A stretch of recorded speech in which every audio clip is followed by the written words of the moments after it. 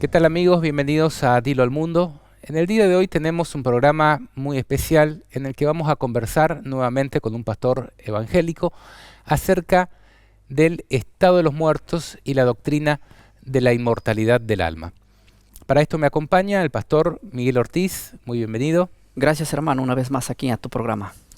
Bien, nosotros, por lo menos desde nuestra cosmovisión, creemos que hay dos errores capitales mediante los cuales el diablo ha engañado y va a terminar de engañar a la humanidad. Uno se refiere a la santidad del domingo, y es el que hemos conversado en nuestro programa anterior. Y el otro es la doctrina de la inmortalidad del alma, que es justamente la base del espiritismo. Eso es desde nuestra cosmovisión, pero desde la postura evangélica general, hablando en términos generales, evangélica, pentecostal, pero en términos generales, aún dentro de todas las religiones protestantes, podríamos decir, y aún en el catolicismo, se enseña la inmortalidad del alma. La primera pregunta sería, ¿cómo fue el proceso mediante el cual usted entendió la verdad bíblica sobre la inmortalidad del alma? Y cómo cambió de idea, cambió de parecer. Mira que el tema de la inmortalidad del alma es uno de los temas más difíciles que me fueron para mí entender por el motivo de que uno nace dentro de una cultura mirando películas, programas, y todo indica que el ser humano tiene de por dentro un ser volátil que sale y se Así aparece. tipo esta Claro, o sea, diapositiva. exactamente. Siempre he creído que es así porque estés o no estés en una creencia denominacional de alguna iglesia, creo que desde niño ya te forman así con historias, con cuentos, creencias de los abuelos y todo eso. Entonces eso uno lo tiene arraigado. Pero cuando uno llega a la Biblia, a estudiar la Biblia, simplemente en ese tema hay muy poca gente que profundiza. Por eso es que la gran mayoría de hermanos dentro del mundo evangélico creen que el hombre después que muere sucede lo que vemos en pantalla, que algo muere de él, pero algo de ellos vive. La transición mía no ha sido fácil, te cuento que ha sido muy complicada, pero también ese tema yo lo he estudiado y lo he llegado a entender inclusive antes de comprender el sábado, porque yo leí mucho lo que es Platón, Sócrates, y por ahí con algunos puntos históricos, y sobre todo yo siempre quise refutar a la creencia de los testigos de Jehová con referente a que ellos creen que cuando una persona muere, muere todo. Entonces fue eso que me llevó a investigar si de veras Dios tiene dentro de nosotros algo que cuando nosotros morimos sale y vive, ¿verdad? Entonces no ha sido fácil, ha sido de mucho estudio. He estudiado bastante. Tenía un amigo que es de España, el cual me ayudó mucho a aprender estos temas. De hecho, él es evangélico, pero había llegado a la conclusión de que el alma muere y de que los hombres no viven después de muertos. Estudié inclusive Martín Lutero, no creía en la inmortalidad del alma. Entonces, fue un tiempo que no estoy hablando de un mes, 2 meses que duró esto. Fue un tiempo de mucho estudio en la cual Dios me ayudó a comprender de que realmente esta doctrina no era una doctrina que tenía un vínculo con alguna denominación, exactamente porque la mayoría de hermanos evangélicos decimos que la creencia de que todo se acaba en la tumba es una creencia de los testigos de Jehová o de los adventistas o de cualquier secta, ¿verdad? Por ahí partiendo, fue de estudio, mucho estudio para ir en contra de lo que uno ha aprendido y no fue fácil. Bien, en este programa vamos a tratar de hacer como hicimos en el anterior, que es partir de las bases, de los orígenes, podríamos decir, que revela la Biblia desde el Génesis, ¿no? Entonces, la primera pregunta en relación a la exposición de este tema sería, ¿cómo fue creado el ser humano? Porque si queremos saber qué sucede cuando la persona muere, primero tenemos que saber cómo fue el origen del mismo, ¿no? Correcto. Ustedes saben que para hablar del origen tenemos que ir lo que es a Génesis. Y en Génesis hay un texto que es clave y claro mencionando la creación del hombre. Y dice Génesis 2:7, entonces Jehová Dios formó al hombre del polvo de la tierra y sopló en su nariz aliento de vida y fue el hombre un ser viviente. En la versión Reina Valera 1909 dice, y llegó a ser el hombre una alma viviente. El hombre fue creado según la Biblia y según el texto. Aquí no vamos a encontrar otro texto de que nos hable de cómo fue creado el hombre. Es de dos elementos. Polvo de la tierra. Dios agarró polvo de la tierra y formó al ser humano. El polvo de la tierra es un ser inerte, algo, o no podríamos decir ser allí, es algo inerte, es una materia que no tiene vida. Pero Dios, al soplar aliento de vida en esa materia, lo que sucedió fue el primer milagro. Allí uno de los primeros milagros fue de que apareció un ser viviente. O sea, el hombre fue creado de polvo más soplo, aliento. La palabra hebrea ahí es ruaj, para soplo, aliento, espíritu con minúscula. Entrando estas dos cosas, formaron lo que es el ser humano. En la fórmula química sería polvo más aliento de Dios igual yo, persona. Persona o alma viviente, dice la Biblia, ¿no? De acuerdo a la traducción. Claro. Ser viviente o alma viviente. Claro, la palabra alma pues está relacionada con el ser humano. De hecho, en el Strong la palabra alma quiere decir ser viviente, persona, yo. Y viene de la palabra ánima, que significa animado, lo que tiene movimiento, ¿no? Sí, contrario a lo que sucedía antes del soplo de vida, que era una persona perfectamente formada pero muerta. Claro, en la palabra hebrea para eso es nefesh, y en la palabra griega es lo que dices tú. La palabra animada, como me dices, Sí. es una palabra latina, Claro. pero que también se desprende obviamente de la palabra hebrea, ¿sí? Entonces, lo que vemos allí es que el alma soy yo, unión del polvo más el aliento de Dios, formaron una alma viviente, una persona. El aliento definido también como el ruaj, ¿no? Ruaj, el espíritu de Dios, el soplo de Dios. Claro. No podemos confundir con el Espíritu Santo, obviamente. Estamos hablando del espíritu de vida que fue dado inclusive en los animales. Claro. Y justamente la Biblia también habla como acerca de que el Espíritu Santo es el que trae la vida también. Por ejemplo, la visión de Ezequiel, la parábola de los huesos secos, cuando son cubiertos de carne y llegan a ser como personas, pero están muertos, se le ordena al profeta, profetiza al Espíritu, que venga de los cuatro vientos y sople sobre ellos para que vivan, ¿no? Justamente, por lo menos en mi visión, esa tarea es encomendada al Espíritu Santo, la de otorgar la vida en ese momento. No sé qué piensa usted. Bueno, mira, lo que pasa es que cuando vamos nosotros a la Biblia vamos a encontrar que los escritos, aunque en la palabra griega o hebrea no existe la mayúscula, es la minúscula, los escritores de la Biblia, los traductores de la Biblia hoy ponen espíritu con minúscula y espíritu con mayúscula. Cuando se trata del Según espíritu... cómo estén interpretando ellos sí. la... Por ejemplo, mira, todos los hombres, sean buenos o malos, tienen el espíritu de vida. Sí. Es la chispa que Dios le dio en el aliento de vida. Ese aliento de vida no se lo puede confundir con el Espíritu Santo por la simple razón de que hasta los malos tienen aliento. Sí. Está bien, pero yo digo que originariamente ese aliento de vida fue impartido también por el Espíritu, ¿no? Claro, aunque porque no es es Dios. el Espíritu Santo propiamente dicho, Claro, claro. Obviamente. sino que lo transmite, lo infundió la vida a través del hecho, soplo. Job dice el aliento de vida, el Espíritu de Dios me dio vida, claro. Hablando obviamente de eso. Obviamente que nosotros creemos que en la participación de la creación del hombre está hagamos. Claro. ¿Sí? Correcto. Bien. Entonces, lo primero que podríamos sacar como conclusión de que el ser humano fue traído del polvo de la tierra.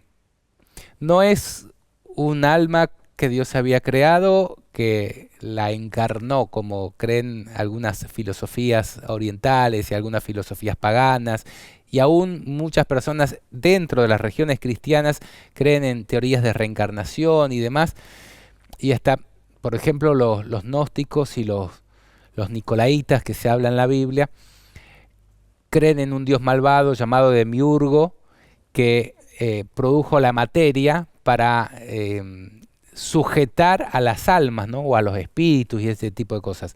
La Biblia no presenta esa No, doctrina. es que lo que pasa dentro de nuestras iglesias evangélicas se tiene esta creencia que el hombre está compuesto de tres cosas para ser creado: cuerpo, alma y espíritu. Y eso no es lo que la Biblia dice. La Biblia dice que el hombre fue creado solamente de dos elementos: polvo de la tierra, elemento número 1, y elemento número 2, aliento de Dios. Las dos cosas unidas formaron un tercer elemento que soy yo, una alma viviente. Entonces, cuando la Biblia dice vuestro cuerpo, alma y espíritu, santificado está hablando en sí de mí completito, completo. El Claro. hombre no usó Dios tres elementos para crear al hombre.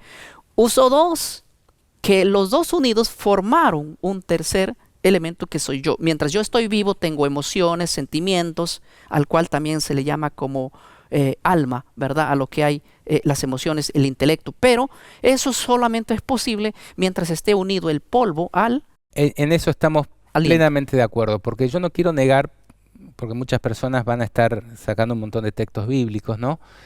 En relación a que la Biblia habla acerca de que el hombre es tiene multifacetas, podríamos decir.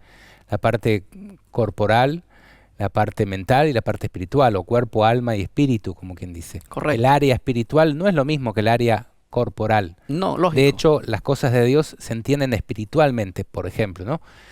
Lo que no implica, y ahí el punto total de unión con lo que usted acaba de decir, es que puede existir con vida independiente un elemento de otro. No, para nada. Para nada. No, O no, sea, no. la Biblia presenta que el ser humano fue traído del polvo de la tierra Sí, con un agregado de vida de parte de Dios, correcto. que viene de Dios, y ahí el hombre llega a ser un alma viviente. ¿Qué pasa cuando De lo contrario, Dios no. quita el espíritu? Santiago capítulo 2 dice, así como el cuerpo sin el espíritu o aliento, ahí Sí. la palabra es aliento, el mismo ruach, Ujú. está muerto.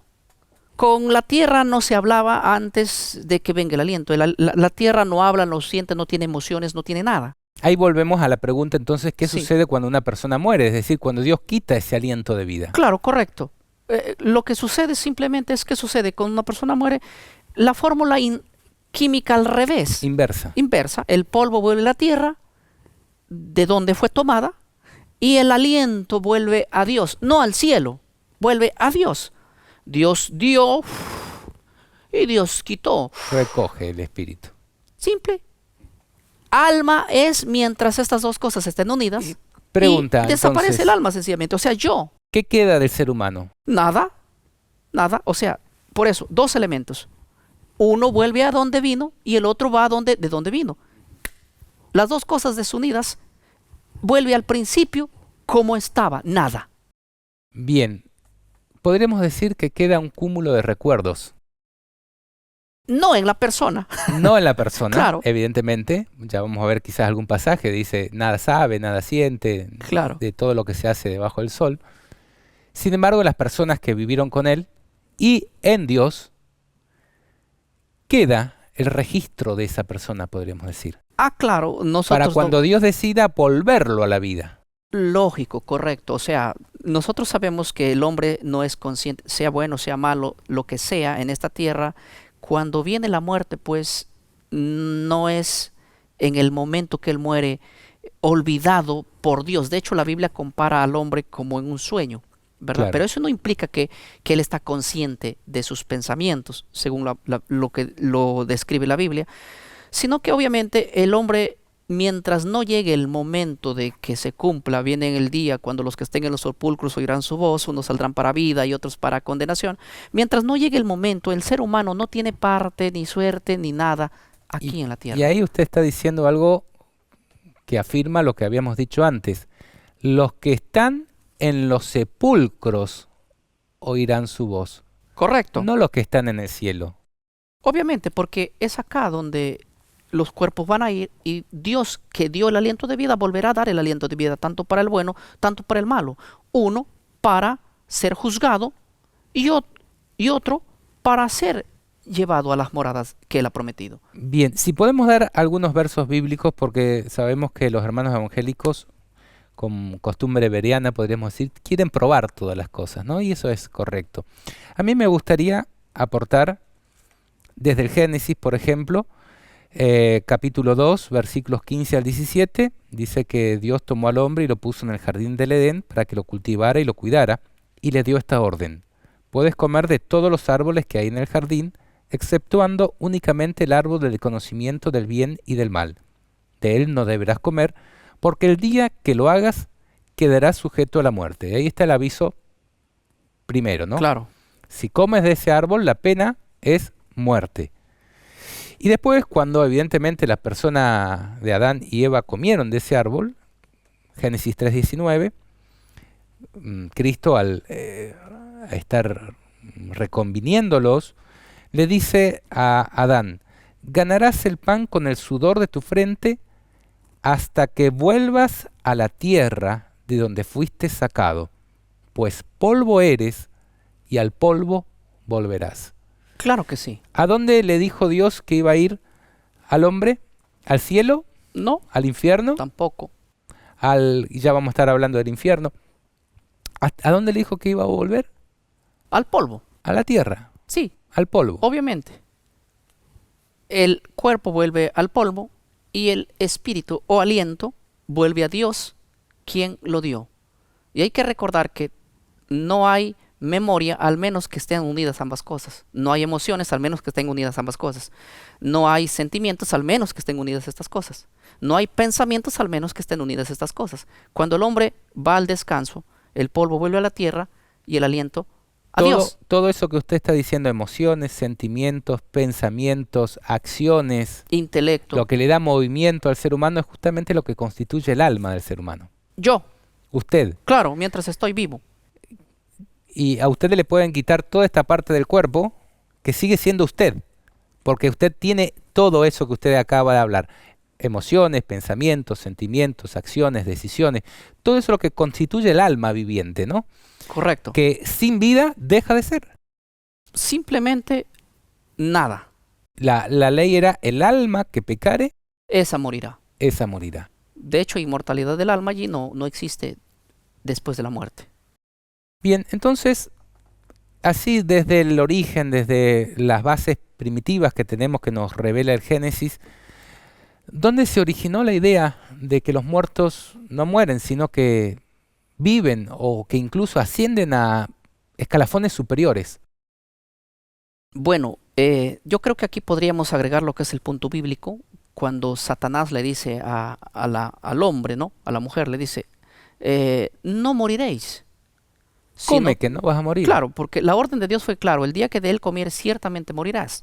Pero la serpiente le dice a la mujer, no moriréis. Él origina, como quien dice, es el primero en la Biblia es el primero que habla que no va a haber muerte. Él es el que está interesado en que el hombre piense que no va a haber muerte, cuando Dios dijo tajantemente, moriréis.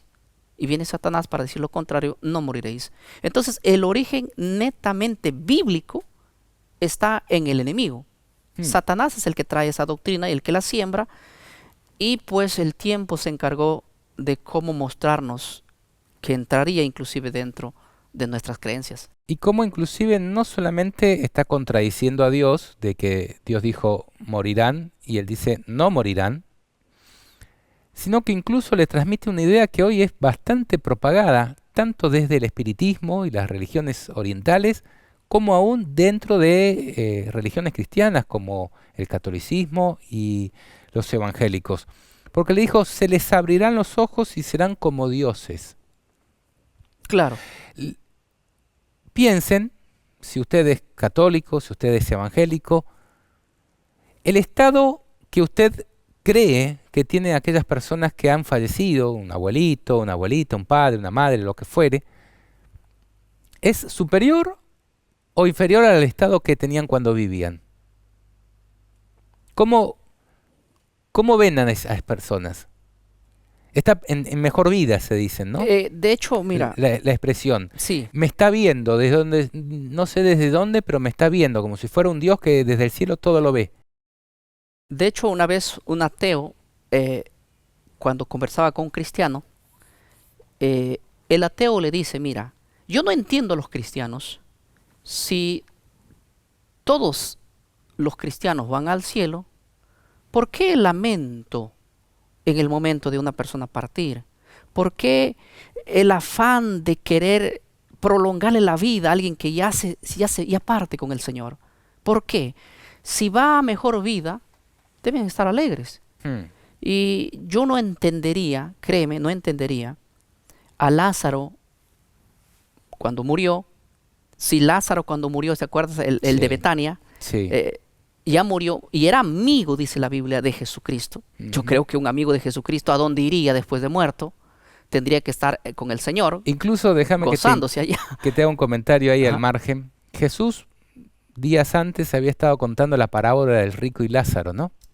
También. Justamente el muerto Ajá. que se trataba de esa parábola era el Lázaro. Tenía el mismo nombre. ¿Y dónde estaba ese Lázaro? ¿En el cielo o en el infierno? En la Imagínate, parábola. claro, imagínate a Lázaro muriendo y yendo a gozarse ya, Sí. ¿sí? Al paraíso. Tanto llanto que tienen las hermanas que le va a quitar del paraíso para...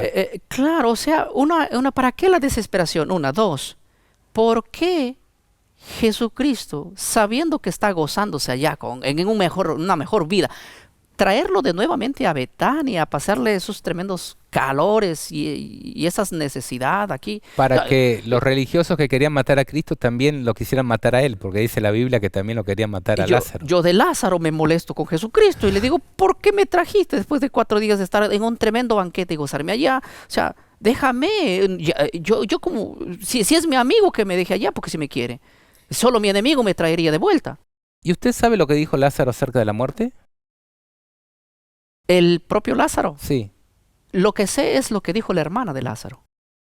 ¿Qué dijo la hermana? La hermana de Lázaro le dijo a Jesucristo, cuando Jesucristo le dijo, yo soy la resurrección y la vida. Ella le dijo, Marta le dijo, sí, Señor, yo creo que tú lo vas a resucitar en el día postrero. Bien. No, pero la pregunta es, ¿qué dijo Lázaro? No ¿No ha recuerdo. leído? Sí he leído, pero no sé a qué estás enfatizando. No dijo nada. Ah, ya. No dijo nada porque no tenía nada para decir. Para contar lo No que hay sucedió ningún... ya. O sea, porque sería el... El Si una testimonio persona vivido. vuelve de la muerte, a ver, no sería para ponerlo en todos los canales de televisión, en todos los... curiosidades por todos lados. ¿Qué pasó? Decime, ¿qué se siente? ¿Cómo es volver de la muerte? ¿A dónde estuviste? Él no dijo nada. Y a ningún escritor bíblico se le ocurrió hacerle una pregunta ni registrar nada acerca de lo que sucedió cuando en el periodo entre que Lázaro murió y que volvió. ¿Por qué? Porque no existió nada, o sea, Ya. Ahora, ausencia de todo. Volvió al dejar de ser y Dios lo volvió a traer a la vida. claro, antes de que avancemos quiero agregar algo aquí.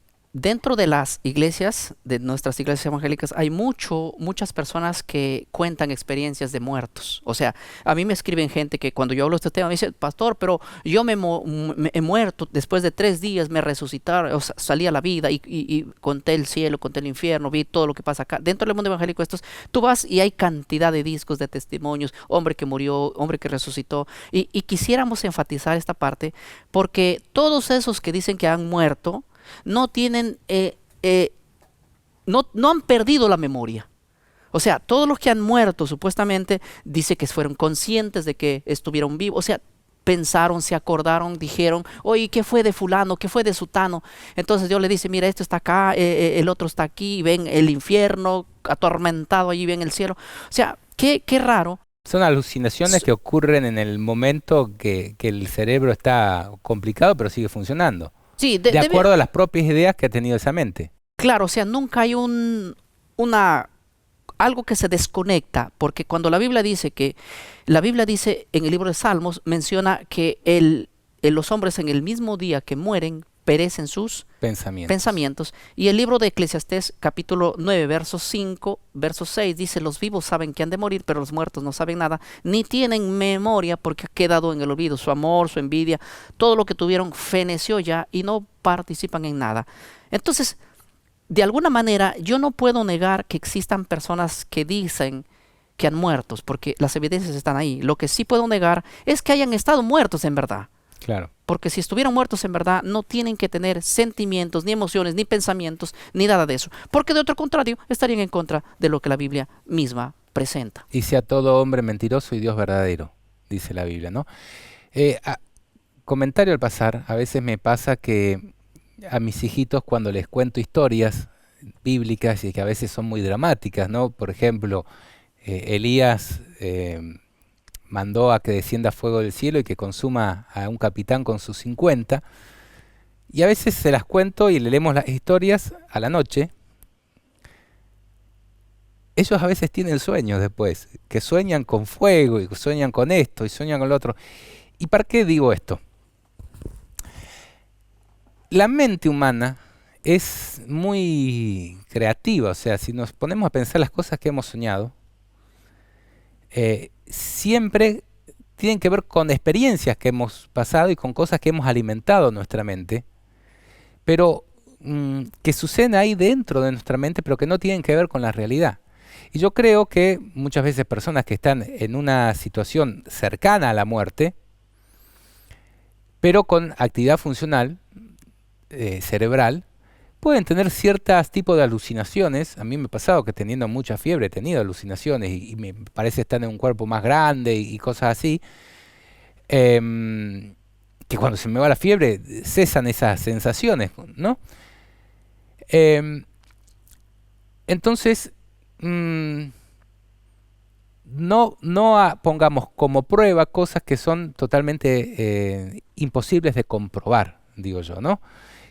Y sujetémonos a lo que la Biblia dice acerca de la muerte. Toda experiencia que esté diciendo que viene de parte de Dios, tiene que ser no contraria a lo que Dios ya lo dijo en su palabra. Exactamente. Entonces eso es muy fácil de comprobarlo.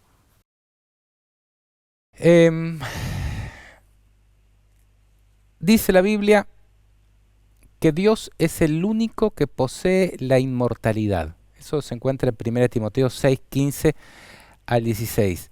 A su vez, Ezequiel 18, 20 dice: el alma que pecare, esa morirá. esa morirá. Y aquí a mí me gustaría conversar sobre la condición que Dios puso para la inmortalidad del ser humano. Porque Dios a Adán y Eva no los creó como mortales. Los creó para que vivieran para siempre. Correcto. Pero le dijo: si ustedes transgreden la ley que les doy, van a ser mortales, van a morir. Ahora, el punto es que Dios no creó seres inmortales desde el punto de vista de la imposibilidad de muerte, sino que hasta los seres perfectos que creó Adán y Eva debían comer de un árbol que se llamaba el árbol de la vida para poder vivir eternamente. Y ahí claro. el punto, o sea, si lo analizamos desde la biología, desde las ciencias, el ser humano, todo su ser humano se renueva constantemente, las células van renovándose constantemente, pero algo falta, algunos elementos faltan para que esas células no vayan envejeciendo en su proceso de reproducción, en sus ciclos, ¿no? Y eso es lo que produce el envejecimiento, y la ciencia ha luchado y luchado y luchado para tratar de revertir ese proceso de envejecimiento y no lo ha logrado. Y Dios dice que Él había creado un árbol, que era el árbol de la vida, y cuando el ser humano peca dice: cerremos el acceso al árbol de la vida para que no venga, tome del árbol y viva para siempre. Quiere decir de que hay elementos físicos que Dios había creado para que esa vida pueda continuar indefinidamente. Al Dios quitar esos los elementos físicos, el hombre se envejece y termina muriendo por diversas causas, ¿no? Correcto. Mira, ahora que tú lo dices, vamos a imaginar que Adán fue creado eternamente o inmortal. Porque yo creo que Adán fue creado para no morir, pero no inmortal. Porque la Biblia dice que el único inmortal es Dios. Y si Adán fue creado inmortal para nunca morir, aunque hubiera comido del árbol, no hubiera muerto, porque lo que es inmortal no muere. Ahora alguien dirá: pero ¿cómo Jesucristo murió si Él también es Dios? Dios no muere. Es que Jesucristo dice que Él dio su vida voluntariamente. Yo tengo poder para dar Darla. mi vida y tengo poder para tomarla. Y muere como ser humano, no como Dios, Claro. como quien dice. Ahora, específicamente es un punto también de poder platicar, aunque yo creo que... Es un misterio, que hay, hay- claro. hay mucho Ahora, de... lo que sí podemos ver aquí es que Adán tiene acceso al árbol de la vida después de haber sido creado, como afirmas, obviamente para que él coma frecuentemente del árbol. Y es por eso que es lo mismo que se ve cuando el hombre va a ser vestido, como dice Pablo, de inmortalidad. Y no es que él va a tener inmortalidad en sí mismo, sino que al que venciere yo le daré a comer del árbol de la vida Exacto. que está en medio del paraíso de Dios, y sabemos que su fruto da cada mes. Entonces nosotros vamos, después de la resurrección, siendo fieles al Señor, vamos a poseer la inmortalidad, no en el sentido que Dios nos va a dar inmortalidad, sino que nos va a dar acceso continuo A la al fuente árbol de la vida. para que comiendo del árbol de Y la al vida, río de la vida. correcto, nunca podamos morir. Eso fue lo que Dios colocó al principio, el árbol de la vida, para que Adán comiera de él frecuentemente. Como aseguraste, después de que él pecó, se le fue quitado el acceso al árbol de la vida. Porque si no se le quita al acceso del árbol de la vida, él seguía Come comiendo y vive para y siempre, ser como como Dios. dijo Dios. Va a ser como uno de nosotros y no va a morir. Quitémoslo, la fuente de la vida, que de alguna manera representa también a Jesucristo, el árbol de la vida. Bien, ¿qué dice la Biblia sobre el infierno?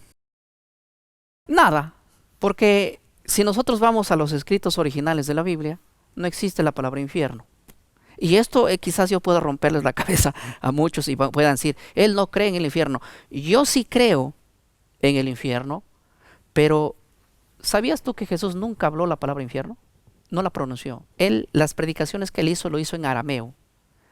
Y él no pronunció la palabra infierno. La palabra infierno, que aparece en nuestra Reina Valera y aparece en otras versiones de la Biblia, es una palabra que lo colocó allí un personaje llamado San Jerónimo de Astridón en el año 382. Él hace la Vulgata latina y él coloca la palabra infierno, o sea, en el latín es una palabra latina de donde proviene infernus. Bajo tierra. Sí, refiriéndose específicamente a algún lugar que queda por allí, y porque él coloca inclusive la palabra infierno, infierno de fuego, y esto aparece en varios textos bíblicos de la Biblia, infierno de fuego, pero no es, por ejemplo, en el libro de Mateo 5:22 dice, pero os digo que si cualquiera que se enoje contra su hermano será culpable de juicio, y que le diga fato quedará expuesto para el infierno de fuego.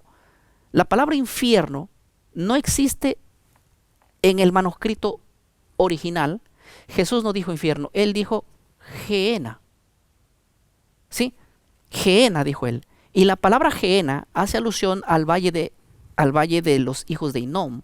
Era, Que es donde se tiraba toda la basura. sí, era un lugar donde en los tiempos de Josías la gente mataba a sus hijos, sacrificaba a sus hijos. Era un valle donde en el primer siglo era como un basurero, ahí se quemaba la basura. En ese sitio había muchos gusanos que lo que el fuego no terminaba, ellos comían. Ahí se botaba inclusive cadáveres de delincuentes de la época y de gente mal vivida. Algunos lo botaban al Gehenna, y el Gehenna era una candela donde siempre se destruía. El Gehenna que Cristo habló es sinónimo del lago de fuego donde será destruido el malo y Satanás. Pero la palabra Mateo 5:22, infierno de fuego, esa palabra infierno es la que daña el significado, porque la palabra infierno en la Biblia es sinónimo, deriva de la misma palabra Sheol del hebreo. ¿Qué es Sheol o Seol en español? El Seol era el mundo de los muertos, a donde iba el malo y el bueno, porque Jacob dice en el libro de Génesis, dice, si ustedes cuando José se enteró de que José había muerto, él dijo, permítanme ir con este dolor hasta el Seol. Él quería ir. El libro de Job decía, ¿quién me pusiera en el Seol en vez de estar sufriendo aquí con este? O sea, Job quería ir al Seol. Es como quien dice la tumba. El sepulcro, el cementerio, un lugar de los muertos. Entonces esa palabra Seol se traduce en el idioma griego como la palabra Hades. Pero cuando tú ves Hades en la Biblia, tienes que interpretar con el pensamiento judío, no con el pensamiento helénico, porque en el Claro. pensamiento de los griegos el Hades es un mundo donde los muertos tienen conciencia, donde tienen... Los escritores del Nuevo Testamento, para colocar la palabra Hades o Seol, pusieron la palabra Hades. ¿Por qué? Por ejemplo, en Salmos 16:10 dice, no dejarás mi alma en el Seol, o sea, en el sepulcro. Cristo estaba hablando de que Él va a resucitar, de que no se iba a quedar ahí. Pero en el libro de Hechos 2:27 dice, no dejarás mi alma en el Hades. Sí. Pero automáticamente cuando nosotros vamos y decimos, yo quiero ver qué es el Hades, vamos al griego, el griego no va a decir que el Hades es un mundo espiritual, un mundo donde hay dividido por dos, el seno de Abraham y todo eso. Pero esa creencia en sí es una creencia griega. Lo que tenemos que ver, la palabra Hades, es con el pensamiento judío, hebreo, de que es tumba, Lo que sepulcro, usted está diciendo me hace cementerio. acordar a algo que leí en Wikipedia, la enciclopedia en línea. Estaba leyendo sobre el alma y las diferentes acepciones que hay.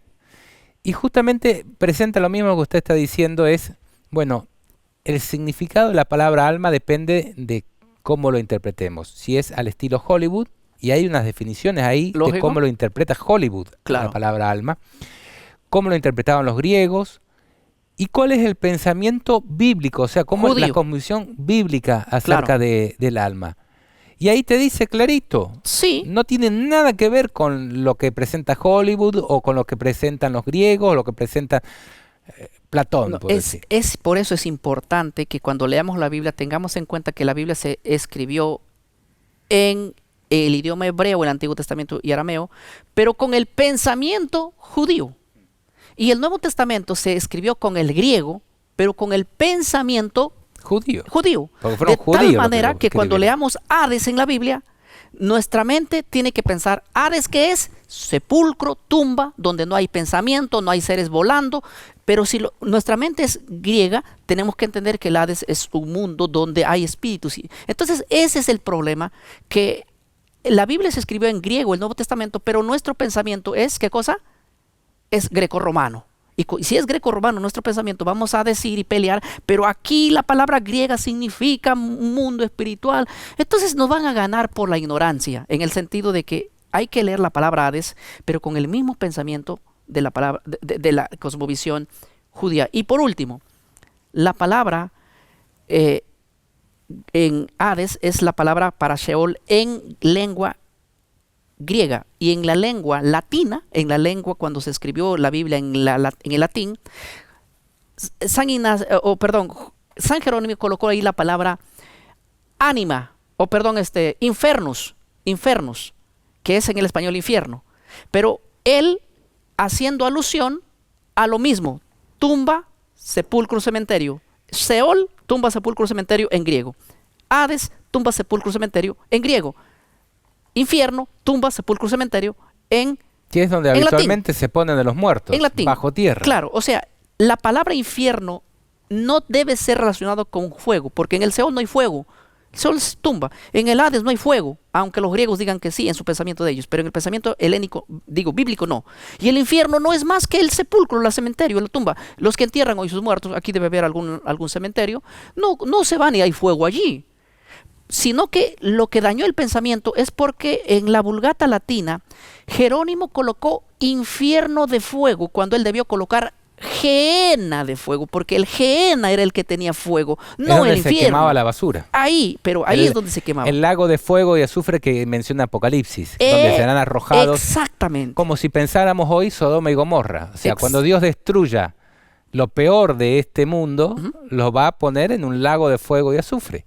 Exactamente. Y lo va a destruir con fuego. En Mateo 18:9, cuando Jesús dijo, y si tu ojo te es ocasión de caer, sácalo, porque es mejor que entres tuerto al reino, que teniendo los dos ojos seas echado, escucha bien, al infierno de fuego. Entonces la gente dice, no, que la Biblia no dice que el infierno tiene fuego, y piensa que al infierno es que la gente se va a ir a quemarse. No, aquí Es al lo Gehenna. pueden buscar en otras versiones de la Biblia, o entrar simplemente a un interlineal. Aquí no aparece la palabra infierno de fuego, sino dice gehenna. Bien, ¿y la palabra fuego eterno, o la expresión fuego eterno? ¿Cómo La palabra fuego comprende? eterno simplemente deriva o denota que Dios es el fuego eterno. Dios es el fuego consumidor, que donde Él cae eternamente es la destrucción. Y no hay posibilidad de salvación. No hay Es posibilidad destrucción eterna. de salvarse, salirse, escaparse o volver a la actividad antes que caiga. Es como cuando en Sodoma y Gomorra cayó el fuego eterno, ¿no? Coincido plenamente. Hay algunos pasajes que podríamos nosotros leer, por ejemplo en Isaías 33, desde el versículo 10 en adelante, habla, por ejemplo, ¿quién de nosotros morará en el fuego eterno? Claro, ¿quién ¿Quién morará con las habitará llamas con las llamas eternas?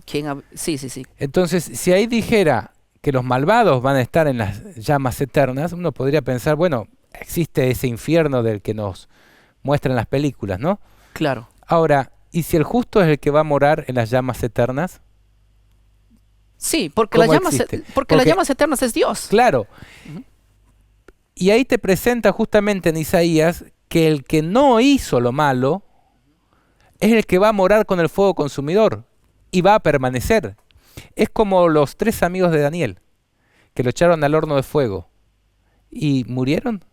No, Fueron capacitados por Dios para habitar en el fuego. exactamente. Pero eran los justos los que estaban ahí. ¿Y el fuego les hizo daño? No, Nada. nada, ni un cabello. Entonces, ese Dios que es fuego consumidor para la maldad, para los santos no les va a causar daño. Ellos van a poder morar con el que es fuego consumidor, con el que creó el sol, por ejemplo. Entonces, yo tengo algunas preguntas para que podamos reflexionar. Me parece bien. Despojémonos de toda teología. Lógico. Dice, ¿podría un Dios que se define como amor gozarse en el sufrimiento de los seres que Él mismo creó? Porque hay personas que presentan así a Dios, que Dios va a sentir satisfacción con el sufrimiento eterno de las personas. De hecho, simplemente estaremos viendo a un Dios tirano y cruel y que se goza de, de la destrucción de sus hijos. Podríamos decirlo de esta manera. ¿Quién podría estar queriendo que pienses así de Dios? Yo creo que el enemigo es el único que desvincula el carácter verdadero de Dios, porque mira, voy a hacer algo así. La justicia humana. Si tú robas esa laptop, vas a pagar por la cantidad de esa laptop. El que roba Sí. un carro va a pagar de acuerdo al delito, Sí. que es un carro. Hay Pero, que espada mate, a espada muera, claro, también dice la pero Biblia. lo que la religión nos hace ver es que por 100 años de vida equivocadamente que yo viva en este mundo, tengo que pagar en el fuego por una eternidad sin fin. No estamos No, hablando no de un entra en la millón de mente, años. no entra en la No, mente. no, estamos Es hablando bueno, sin- vamos a sin ir a ni la siquiera la esperanza de dejar de claro, ser. vamos a ver la lógica. Para mí, si yo creo en eso, la justicia humana es mejor que la justicia de Dios. Yo creo eso. ¿Por qué? Porque Y la justicia de Dios termina siendo injusta. sí, ¿por qué? Porque la justicia humana te juzga si por una laptop o por un carro no te juzga igual. Te juzga de acuerdo a cómo. Sí. Y si Dios me regaló 100 años de vida y en esos 100 años de vida yo vivo mal, la justicia humana diría, bueno, está bien, 100 años de vida, démosle 100 años de sentencia, pues. Pero la justicia, en este caso que queremos aplicarle a Dios, es que por 100 años de vida, que es un grano en la eternidad, Dios me va a castigar por una eternidad completa. Es que no existe eso en la Biblia, de que el ser humano, imagínate, para que el hombre viva eternamente vivo, valga la redundancia, dentro del fuego, tiene que tener vida eterna. Tiene que tener vida eterna. Y si al justo Dios le va a dar la vida eterna a través del árbol de la vida para que viva y tiene que comer mensual de eso, ¿cómo es que estos en el fuego tienen vida eterna? Finalmente el mal va a durar para siempre. Y eso es incoherente. Eso es incoherente. Eso es incoherente. Justamente son las preguntas que yo tengo a continuación. Dice, ¿sería Dios justo si condenara un castigo indescriptible y eterno a aquellos que sin haber elegido nacer en este mundo hayan tomado malas decisiones? Lo mismo que decía usted. Otra pregunta. ¿Podría ser el cielo un lugar de gozo cuando de fondo suenan los terribles alaridos y blasfemias de aquellos que arden en las llamas de un tormento eterno? Es que ¿Usted se podría gozar en el cielo viendo sufrir y quemarse y gritar a otras personas? de hecho, la Biblia nos habla que en la tierra nueva habrá paz y tranquilidad, ¿verdad? Cielos nuevos y tierra nueva Dios hará. Y que cada sábado, dice la Biblia, que iremos a la tierra nueva a adorar. Y cuando uno va al libro de Isaías 66:24 dice claramente que no es que van a estar la gente quemándose ahí, sino que dice, Serán ceniza y bajo las saldrán, plantas de vuestros pies, y dice otro. saldrán y verán los cadáveres de los hombres que se rebelaron contra mí. ¿Qué es lo que veremos? Los cadáveres. Y cadáver es alguien que ya murió. ¿Te acuerdas cuando la Nueva Jerusalén descienda del cielo? Se Ahí estaciona en la tierra. sí. Satanás reúne a su ejército, viene a rodear la ciudad y el campamento de los santos, fuego cae del cielo, lo destruye y la tierra nueva es hecha, pero quedarán como destruidos de tal manera que nosotros veremos, dice, y saldrán y verán los cadáveres de los que se rebelaron. Está hablando justamente de esa revelación. Bien, yo no creo aconteció. que eso se aplique a la eternidad, que los cadáveres van a estar eternamente. En el sentido que van a vivir, no. En un momento, Claro. ellos van a poder ver los cadáveres de todos los que se rebelaron contra Dios, ¿no? En determinado tiempo. Dice algunos otros pasajes que los malos serán ceniza bajo las plantas de vuestros pies. Malaquías Es capítulo decir, 4. van a quedar plasmados en el polvo. Sí, correcto. No van a existir nunca más. A lo que voy con el libro de Isaías es al sentido de decir que cadáver es alguien Y es que no tiene vida. Y que no tenemos que tomar ese tipo de expresiones ilustrativas, me parece a mí, al pie de la letra y hacer una teología cuando se está dando una ilustración de lo que va a suceder. Sí. Es decir, van a ver, dice otro pasaje, siéntate a la puerta de tu casa y verás pasar el cadáver de tu enemigo. ¿Qué está queriendo decir ese pasaje? No está queriendo decir específicamente, aunque en algunos casos pueda pasar, de que vas a ver pasar el cadáver del muerto, sino que si tú eres justo, quédate tranquilo, no hace falta que estés sentado todo el tiempo afuera de tu casa esperando ver Claro, pasar el correcto. cadáver de tu enemigo. Quédate tranquilo, que Dios se va a ocupar de tu enemigo y algún día te vas a enterar de que ha muerto.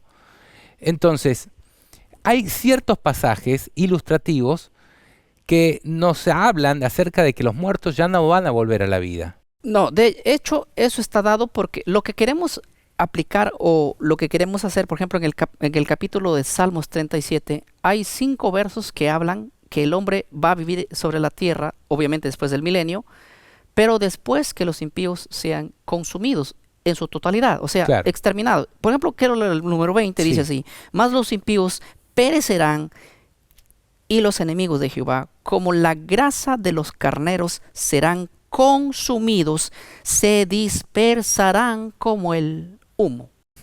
Dice, serán quemados como estopa. Eso lo dice Malaquías 4. Claro. En fin, destrucción total. Ahora, una pregunta más. Si la Biblia dijera de que el mismo diablo va a dejar de ser, ¿qué significa dejar de ser? Dejar de existir. Simplemente No existir, o sea, ni sufriendo, ni gozando, no existir. Podemos leer Ezequiel 28, 18 al 19. Ahí Claro se que le sí. profetiza a través de, sabemos que el contexto se le está hablando al rey de Tiro, pero es un rey de Tiro que está poseído por el mismo diablo. Y el profeta llega el momento en que le empieza a hablar al diablo directamente. Y allí le dice, te reduciré a cenizas sobre el suelo delante de todos los que te miran. Todos los pueblos que te conocen están consternados por ti. Te has convertido en un motivo de espanto y no existirás nunca más. Entonces dice, te reduciré a cenizas y no existirás. Hablábamos de qué sucede, cómo fue la creación del ser humano. Y dice, y llegó a ser el hombre un ser viviente. Acá es dejar de ser. de ser. Lo inverso. Lo inverso. A lo que sucede. Claramente. Por eso es que cuando nosotros vemos que viene el día ardiente como un horno, como dice Malaquías, en los cuales los malos serán estopas, no quedará ni raíz ni rama. Y siempre se ha pensado en no quedará ni raíz ni rama, específicamente hablando de una destrucción total. Completa. La raíz, Satanás, las ramas, todos aquellos que creyeron en él. O sea, no quedará absolutamente nada. Ni Satanás, ni sus ángeles, ni tampoco el ser humano. Ni nada que se rebeló. pueda volver a resurgir de alguna raicita que quedó ahí. Dice que lo va a comer por completo. La expresión gráfica que podríamos pensar. Sí, total. Cuando uno arranca un árbol, o cuando uno quema un yuyo que tiene espinas y que no quiere que vuelva, ¿qué tiene que preocuparse? De sacarlo hasta la raíz. Correcto. Y me parece que la expresión va por ese lado. Sí, No sí, va a sí. quedar ni raíz ni rama, no va a quedar nada. Nada que sea o que se haya revelado en contra de Dios. Así que hablamos en totalidad de que el ser humano se le va a dar lo que se le ofreció. Muerte eterna, porque para uno es la vida eterna y para el otro es la muerte eterna. Y el castigo eterno significa simplemente eso, porque eternamente son las consecuencias de ese castigo. Amén. Me gustaría leer, antes de pasar a la siguiente pregunta, Malaquías 3, 18 al 20. Ahí Claro. está hablando Dios. ¿Quiere leerlo, pastor? Ya, lo leo. Acabas de decir, es Malaquías capítulo 3, el verso es el 18, aunque aquí en la Reina Valera 1960, lo que en otras Biblias sigue secuencialmente, aquí es otro capítulo. Así que voy a leer el capítulo 3, verso 18, y también el capítulo 4, verso 1. Ya. Dice así: entonces os volveréis y discerniréis la diferencia entre el justo y el malo, entre el que sirve a Dios y el que no lo sirve. Aquí va el capítulo 4, verso 1 para ver esa diferencia. Claro. Porque aquí viene el día ardiente como un horno, y todos los soberbios, todos los que hacen maldad, serán estopa aquel día que vendrá, los abrazará, ha dicho Jehová de los ejércitos, y no les dejará ni raíz ni rama. Lo que veníamos comentando. Exactamente. Y continúa, pero a ustedes, los que temen mi nombre, brillará el sol de justicia que trae la salud en sus rayos. Dice creo que es la versión esta, la Libro del Pueblo de Dios, la Leborati Truso. Y aquí es categórico, dice, llega el día abrasador como un horno. Ese día abrasador, ese infierno de fuego, podríamos decir, se refiere al día de Jehová, cuando Dios ejecute su juicio sobre la tierra y consuma a los impíos. Después del milenio. Sí, Estaríamos hablando y quizás cierta pena anticipada, como dice la muerte del resplandor de su venida, claro. la van a sufrir antes, pero la segunda muerte que vamos a hablar quizás en un ratito es justamente lo que tú dices, después del milenio. Claro. La que lo destruye para siempre y que no les deja ni raíz ni rama. Entonces, y acá dice, ahí se va a ver la diferencia. ¿Por qué? Porque hasta ese momento nosotros no hemos visto la diferencia. Porque tanto el impío como el justo van al mismo lugar. Sí, al momento de morir. En ese día que llega ardiente como un horno, que hace referencia al día de Jehová, es donde se va a poder ver la diferencia entre los justos y los impíos. Unos van a vivir eternamente y otros van a ser como estopa. Y dice, todos los arrogantes y todos los que hacen el mal serán como paja. Aquel día los consumirá, no dice los torturará eternamente. Los consumirá, dice el Señor de los ejércitos, hasta no dejarles ni raíz ni rama. Pregunto, si algo pudiera arder eternamente, ¿no sería Dios? Porque Él es el fuego consumidor. ¿Qué cosa puede arder eternamente de lo que nosotros conocemos, Nada. de acuerdo a la física? De hecho, nada puede arder, ni siquiera el sol. Mira, y el verso 3 del capítulo 4 de Malaquías dice, hollaréis a los malos, los cuales serán ceniza debajo de la planta de vuestros pies en el día en que yo actúe, ha dicho Jehová de los ejércitos. O sea, que hoy no hay nadie que esté en esa situación. O ahora no, porque los muertos ¿a dónde van? Al Seol, lo que se conoce como Hades, en el Nuevo Testamento, lo que Jerónimo colocó, infierno. O sea, simplemente las tres cosas son lo mismo, sepultura, tumba. Bien, entonces, ¿por qué casi todas las religiones enseñan la inmortalidad del alma? Si pensamos en los paganos, casi todas. Las espiritistas, casi todas. Los gnósticos, casi todos. Todos podríamos decir. Incluso dentro del cristianismo, los católicos creen en la inmortalidad del alma, realizan cultos a los muertos como misas y diversas celebraciones a los muertos. Y aún los evangélicos que se reformaron de esa iglesia que se había contaminado con el paganismo, continúan con la creencia de la inmortalidad del alma. ¿Por qué?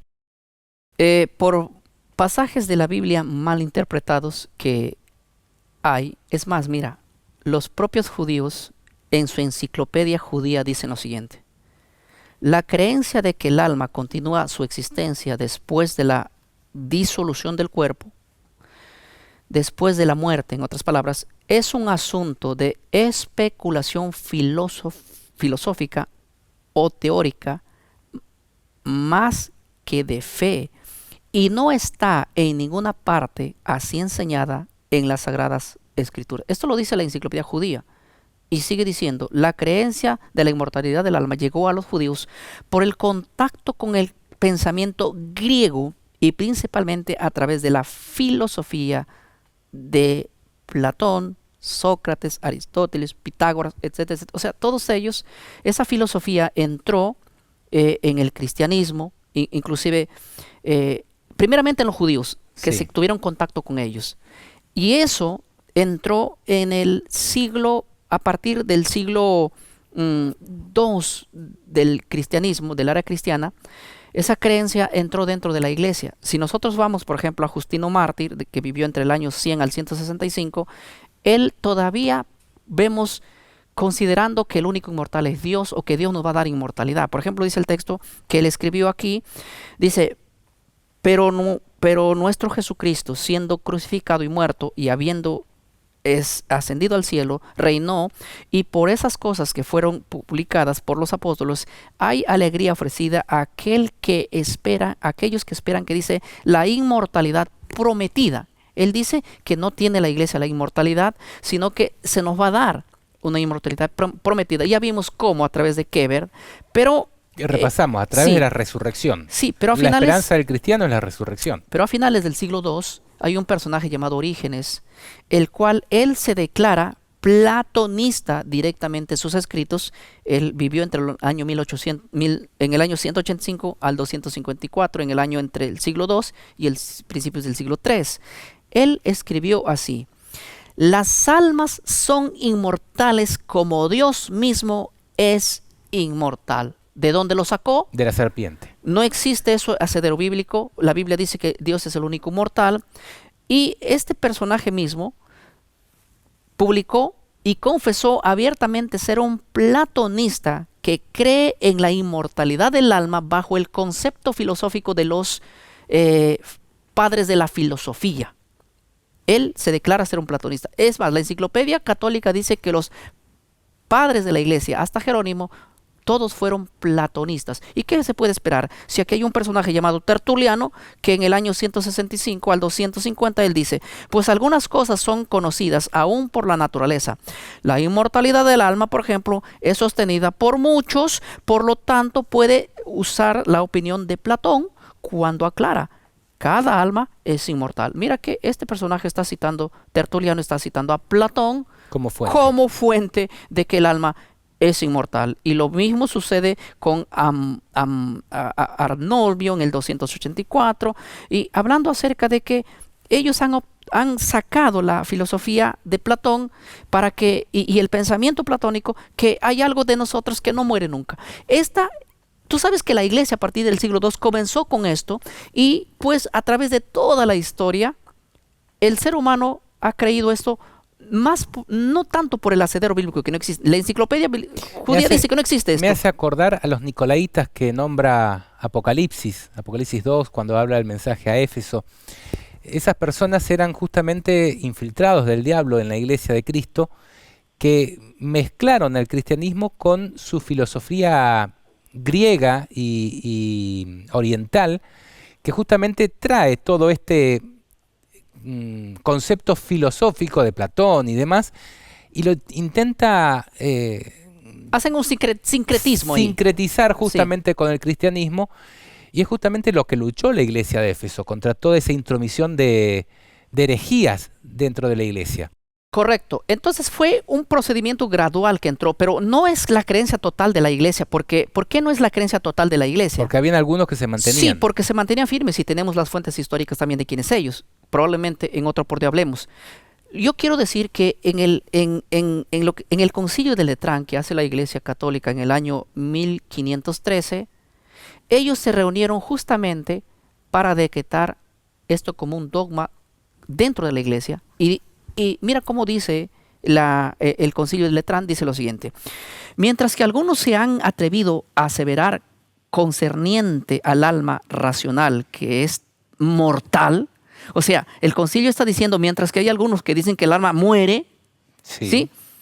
Nosotros, con la aprobación de este sagrado concilio, mira, no están tocando Biblia, no están tocando nada, dice, sino dice, condenamos y reprobamos todos aquellos que aseveran que el alma intelectual es mortal, viendo de acuerdo al Papa Clemente V que el alma es inmortal, y decretamos que todos los que se adhieran a tales falsas aseveraciones serán evitados y castigados como herejes.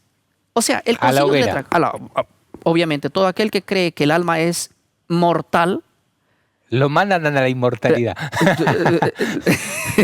simplemente son condenados como herejes. Esto de aquí está pasando en el siglo XVI inclusive, para contrarrestar inclusive a lo que venían diciendo una gran cantidad de el remanente cristianos de la iglesia, los que se mantenían fieles. Entonces la iglesia evangélica sale de alguna manera del protestantismo, y el protestantismo tiene también esta creencia, aunque Martín Lutero, él no creía en la inmortalidad del alma. En general, la iglesia protestante arrastró esta doctrina. Esta creencia. Mucha gente se ha desviado, obviamente, inclusive de lo que Martín Lutero creía. Martín Lutero no creía en varias cosas que hoy la iglesia evangélica cree. Yo me admiro muchas veces como iglesias luteranas que llevan su nombre. Es poco y nada, y casi que es podríamos decir, un escándalo. Muchas declaraciones de Lutero, aún dentro de las iglesias luteranas. Sí. Entonces, nosotros podríamos resumir de que el primero que dijo que el alma no muere fue el diablo. Correcto. Cuando dijo que no moriréis.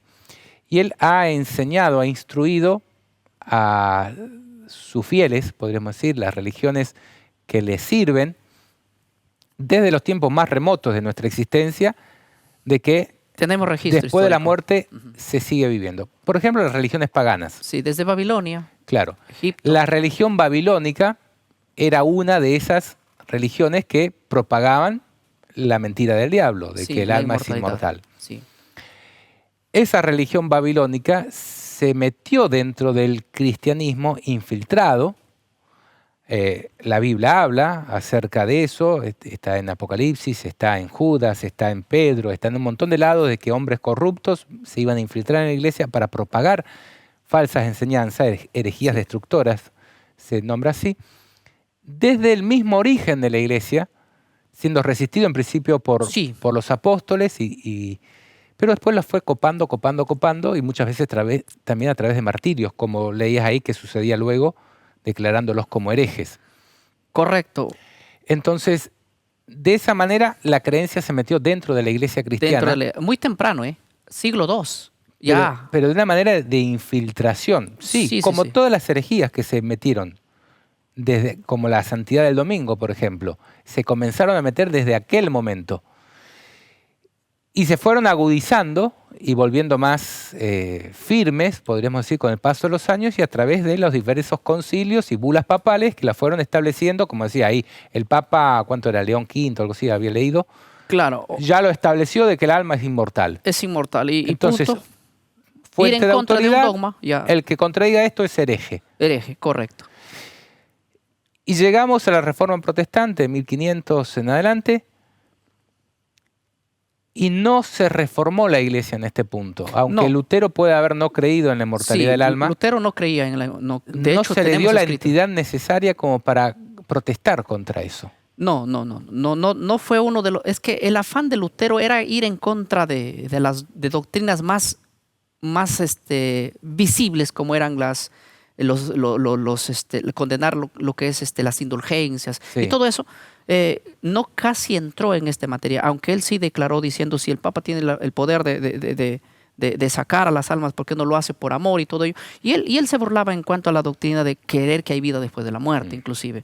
Pero en fin, las cosas fueron graduales, que pasaron de cultura a cultura. Por ejemplo, cómo es que los griegos supieron esta doctrina. Simplemente el historiador Heródoto, él cuenta que los griegos fueron los que aspiraron a eso, porque Sócrates viajó a Egipto para tener contacto con los egipcios en esa creencia, y él fue el que conectó esa creencia dentro de la cultura griega. Le enseñó a Platón, ellos a Aristóteles, en quien fue creciendo. Luego Virgilio, en el 70 antes de Cristo, es el que propaga toda esta doctrina en Roma inclusive. Y Roma, cuando es destruida Roma, ahora viene el Roma papal. En Roma papal, ya que es a cargo de la iglesia, los que lo introducen ahí son desde orígenes. O sea, padres de la iglesia que introdujeron esta doctrina también dentro de... O sea, es una secuencia que vinieron, y aunque esta doctrina siempre fue ajena, ahora está dentro de la iglesia y tan impernada hasta el punto de declararnos nuestros propios hermanos evangélicos, cuando yo hablo en contra de esa doctrina, dicen: seguramente crees como los testigos de Jehová, seguramente crees como los adventistas, sectas. Bueno, en realidad esta doctrina siempre ha sido parte de los pueblos paganos. Hoy está dentro de nosotros. Digamos que la puerta estrecha, el camino estrecho no lo cree. Claro. Y el camino ancho sí. Lo mismo, la inmortalidad del lo alma. mismo que declaró el concilio de Letrán. Todo aquel que dice que el alma es mortal es un hereje. Es lo que hoy repite la iglesia evangélica en su gran mayoría, no todos, pero en su gran mayoría dice: todo aquel que dice que el hombre muere es un sectario. Es un hereje. Sí. Sí. Están repitiendo el concilio de Letrán. Lo mismo. Bien. Quizás algún comentario rapidito sobre la parábola de Jesús sobre el rico y Lázaro, porque alguno estará pensando: pero si Jesús habló de que existe el infierno y si está la parábola del rico y Lázaro. Yo quiero comentar, no sé si usted tiene algún comentario al respecto, pero que en la Biblia muchas veces se utilizan parábolas. Jesús las utilizaba constantemente para enseñar algo, una enseñanza no de manera literal, sino aludida, ¿no? Y Jesús toma incluso esa creencia que ya se había estado infiltrando dentro de la iglesia judía acerca del infierno, esto que usted comentaba, como que iban a seguir sufriendo y demás, y de que habían otros que podían ir al cielo, para apelarles a que crean en Moisés y en los profetas.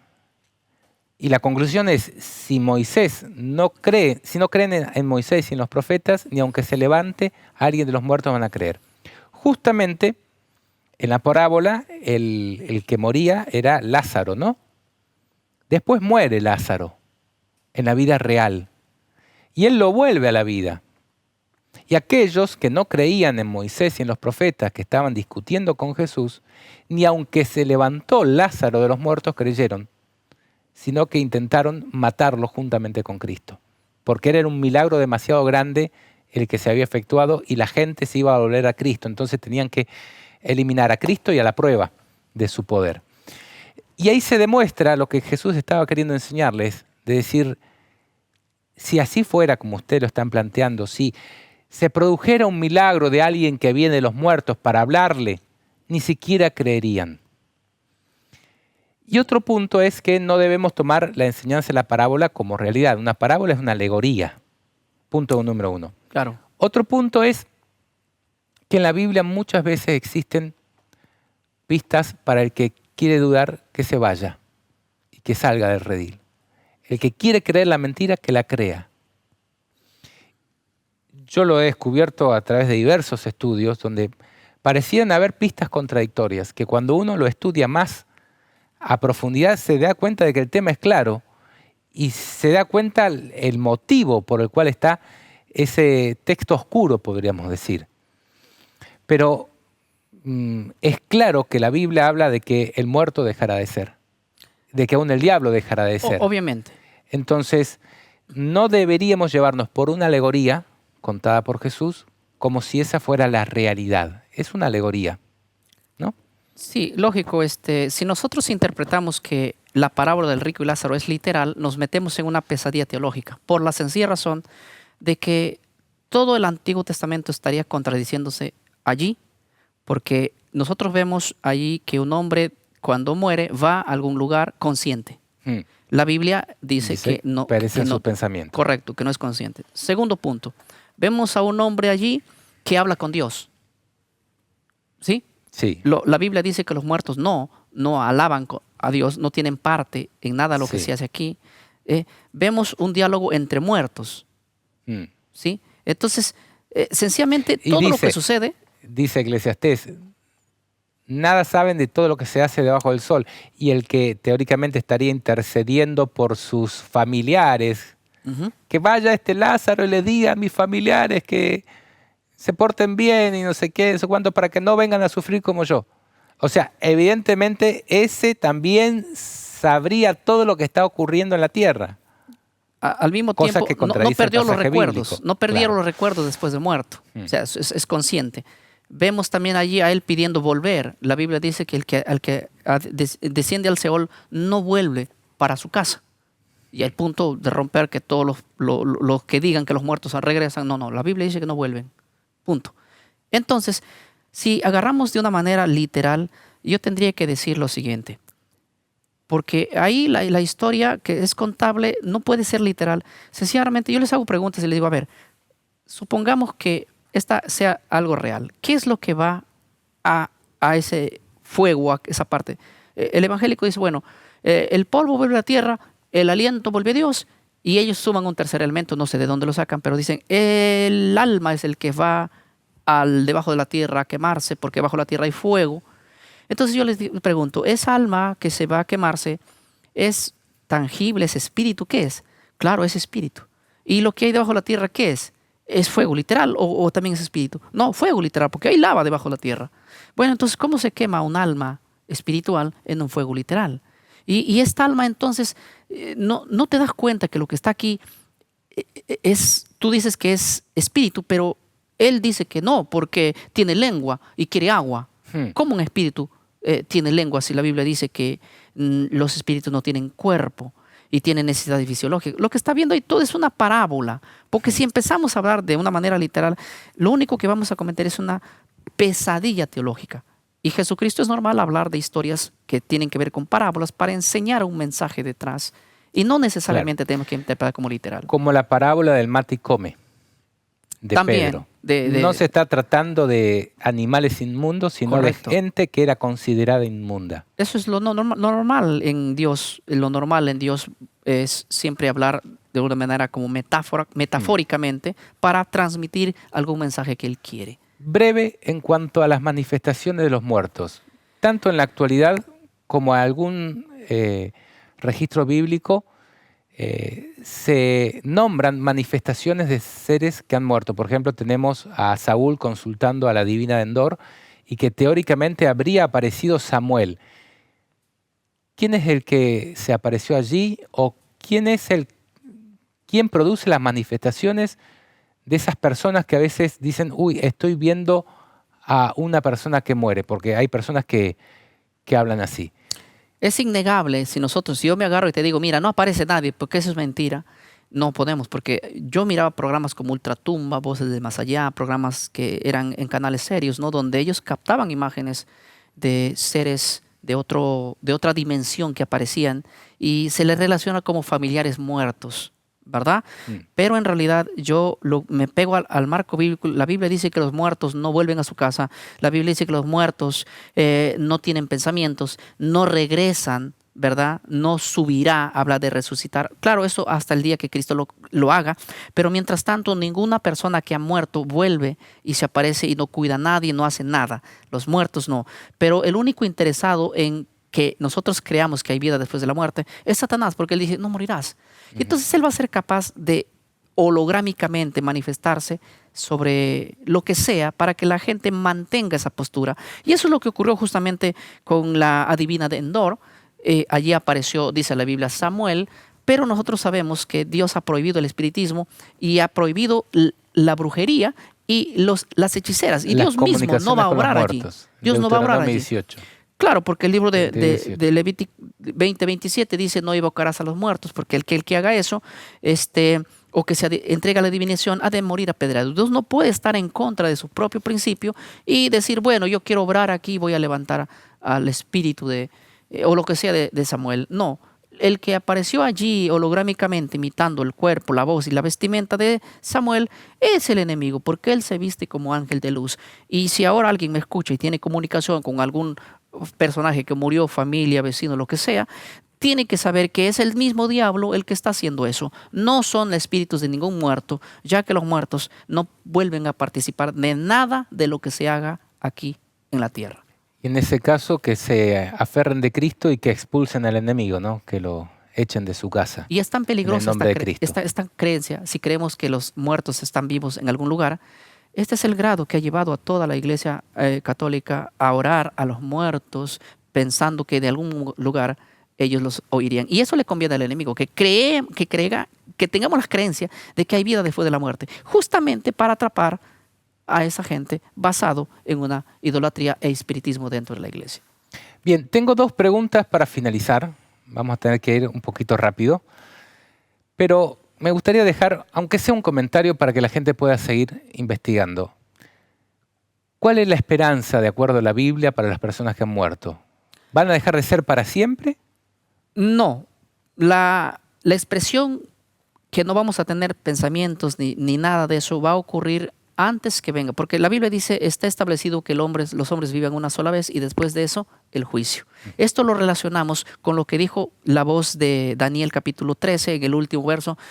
Dios le dice a Daniel, mas tú descansarás, Daniel, pero te levantarás en aquel día para recibir Capítulo 12. tu herencia. Sí. Y también Pablo menciona, dice, he peleado la buena batalla y he ganado la fe. Mi corona está asegurada que el Señor me lo dará en aquel gran día. Y la Biblia dice en el libro de Primera de Tesalonicenses 4:16 que el Señor mismo descenderá del cielo con voz de mando y con trompeta y los muertos en Cristo resucitarán primero. Entonces, yo soy la resurrección y la vida. El que cree en mí, dijo Cristo, aunque esté muerto, vivirá, dando así una gran esperanza a todos aquellos que hemos creído en el Señor, que hemos creído en la resurrección y la vida, que un día nos vamos a levantar del polvo de la tierra. Así como resucitó a Lázaro, así como resucitó Lázaro, así como resucitó Cristo, como dice el libro de Corintios, así como Cristo murió y resucitó, también traerá a Dios a los que durmieron en Él, o sea, a los que murieron creyendo en Él, los va a levantar a la vida, de la misma manera. Yo quiero invitar a todo aquel que quiera entender bien lo que sucede cuando la persona muere y cuál es la esperanza para las personas que han muerto, que lean Juan 11. Ahí está lo que fue la muerte y la resurrección de Lázaro. Y ahí está toda la doctrina bíblica sencillita, contada en una historia de lo que sucede cuando una persona muere y cuál es la esperanza para esa persona. Y es justamente esto que está diciendo usted. Las hermanas de Lázaro estaban muy afligidas porque había muerto. Ahí Jesús se presenta y dice, yo soy la resurrección de la vida. Si crees, tu hermano resucitará. Le dice Marta, yo sé que resucitará en el día postrero. Esa era la creencia judía. Correcto. Verdadera. Correcto. Y le dice, no, ahora te lo voy a resucitar, si crees. Porque ahí estaba la resurrección y la vida que es Cristo. El que se manifestó en esa oportunidad también se va a manifestar en el día postrero. Y los muertos en Cristo resucitarán primero. Correcto. A la final trompeta, dice, porque sonará la trompeta. Entonces esa es la esperanza. No se puede compatibilizar de ninguna manera la esperanza en la resurrección con la doctrina de la inmortalidad del alma. No, para nada. No hay dos unión, cosas muy diferentes. Es agua y aceite. Sí. O crees una o crees otra. Y la Biblia habla de muerte como dejar de ser y resurrección como volver a ser. Y nada de inmortalidad. No. Claro que Ahora, la última pregunta es acerca de la segunda muerte.